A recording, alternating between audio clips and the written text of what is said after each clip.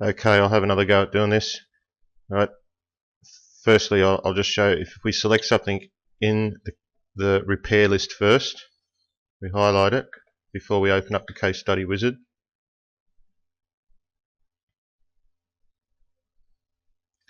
That's brought that information through, so if there was any images linked to it as well as the text, they're available in these two bottom buttons here. So if we create a custom image, there's the three text fields that were in the repair record, so we could click that.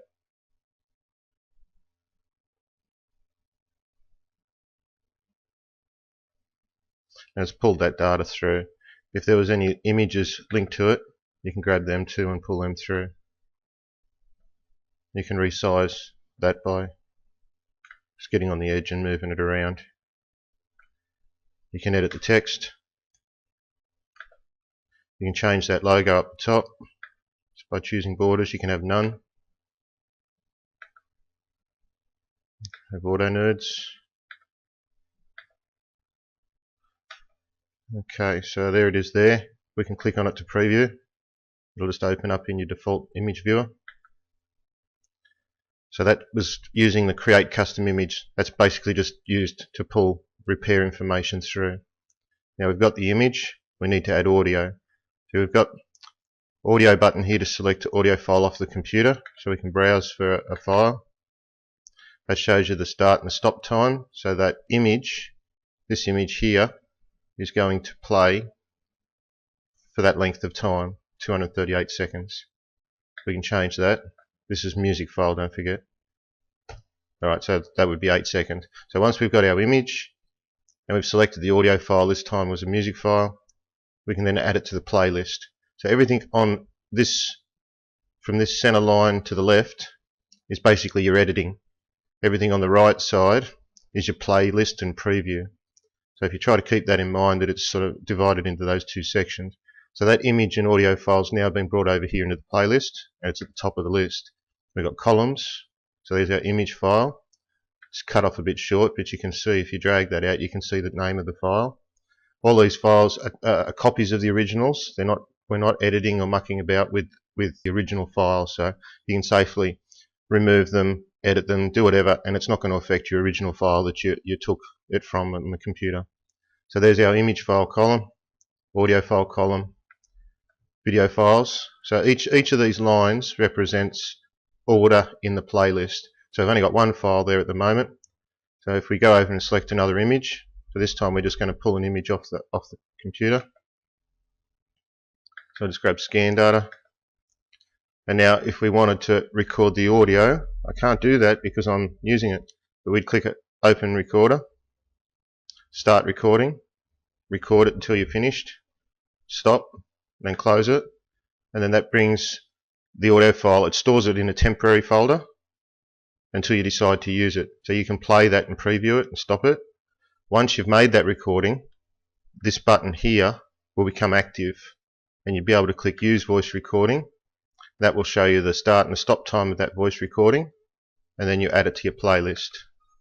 We can't do that because we haven't added an audio file. I'll just make that longer. Okay, so all we added just then was just simply an image file, so when that plays there'd be no sound.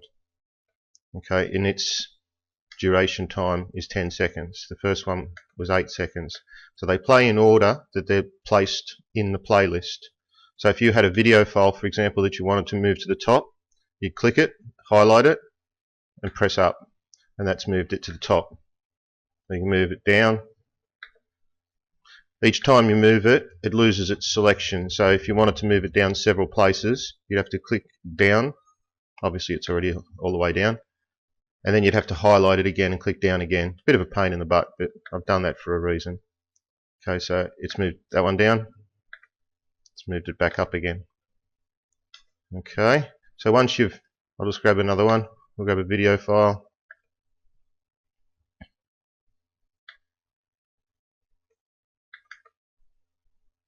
If you pick a big video file, it's going to take quite a while to load. It's actually making a copy of the video file. Like I said before, it doesn't mess with any of the original files. It's making copies and modifying the copy files.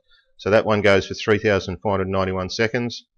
We can choose to change the time here, but that's a bit difficult because you don't know what you've just edited. What you want to do, if you need to take a segment of a video file, you go down here and click the preview trim video. That'll open that video file up in here, and you can then preview it. You can change the start and stop time here, and then once you've got where you want it to play in that video file, you just click save, and those changes will be brought through here, and then you just add it to your playlist. So the first file in the playlist in order is going to be an image and audio. The next one's going to be an image on its own with no audio, and then the third one, as you can see in the columns, third one is a video file, which is the one we just took, and that's going to go for 34 seconds.